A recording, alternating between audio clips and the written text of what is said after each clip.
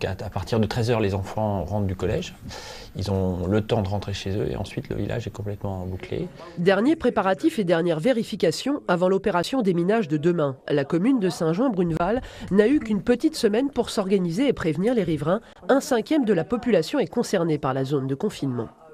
Ce qui est prévu, c'est un grand cercle de confinement qui regroupe à peu près qui va concerner 400 personnes. Donc on s'assure vraiment que dans ce cercle de danger, pendant 4 heures, personne n'est dehors. Et c'est vraiment important parce que si une personne sort, même pour quelque chose qui peut lui paraître futile, eh bien le PC opérationnel suspend toute l'opération.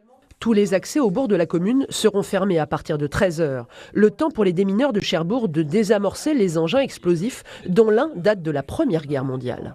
Mais c'est des bombes qui ont été récupérées par les Allemands après la Première Guerre mondiale et qui ont été réutilisées comme système, comme des grosses grenades. L'idée, c'est qu'ils accrochaient ça en haut des falaises. Ils faisaient comme un détonateur avec un fil et quand la bombe est tombée en bas, elle explosait.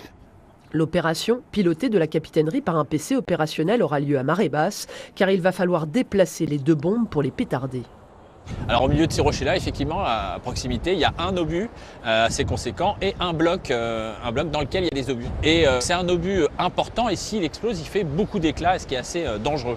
Donc cet obus sera placé dans un trou de 3-4 mètres ou 5 mètres de profondeur qu'on recouvrira de sable et il sera explosé à 5 mètres sous le sable.